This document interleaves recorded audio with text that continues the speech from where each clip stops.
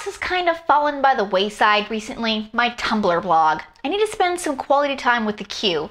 Do you guys use Tumblr?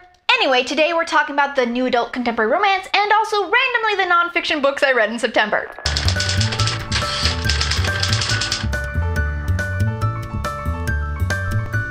Alright, the moment we've all been waiting for. The next book in my ridiculous titles project is Baby Breakout by Lisa Childs. No, this is not the book version of Baby Geniuses.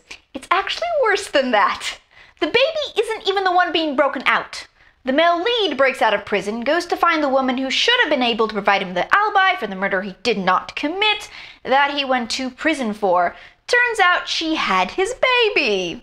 Okay, I didn't have high expectations for this book, but not wanting to kill the main female character would have been nice. This lady believes anything anyone tells her. So she's thought the father of her baby is a horrible criminal, but then he shows up and is like, I didn't do it! And she's just like, oh no, how could I have doubted you? I'm a horrible person. Then some bad guy will show up and be like, no, he's a horrible criminal. And she's immediately, I've been a fool, how could I have trusted him? Then the good guy will just say again, I didn't do it. Nothing more. No substantiating evidence or additional insight, just, I didn't do it. Which he's said before. And again she's, oh no, how could I have doubted you? I'm such a horrible person. And then the pattern repeats. Not once, not twice, but every couple of pages. She's too gullible to live. And that's Baby Breakout. The Boyfriend School by Sarah Bird. This is contemporary women's fiction from the 80s. And oh my god, I hated this book. Especially the first 3/4, I had a passionate, raining hatred for this book.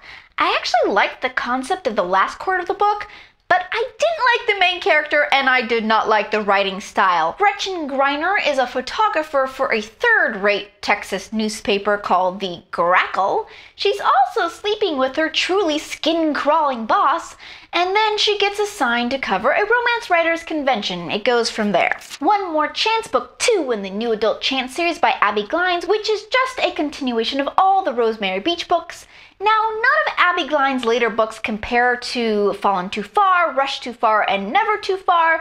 These later books tend to be too overwrought and over the top, but you know, a little soap opera every once in a while is a fun thing, so I enjoyed it. Stay With Me by J. Lynn, Jennifer L. Armentrout. This is the third book in the new adult Stay With Me series, which is a series I love.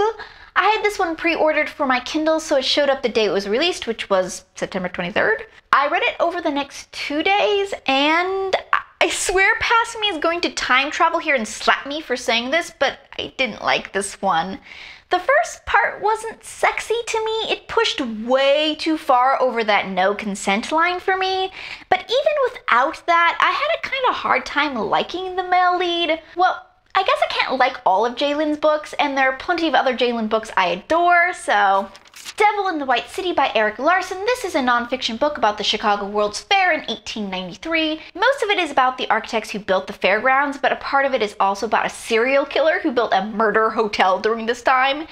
It's an interesting story overall, but the middle drags and we may not have needed quite so much detail about the construction, but overall it was an interesting read and I learned a lot about a period we don't always hear a lot about. And you will be insanely impressed by what the original Ferris wheel was actually like.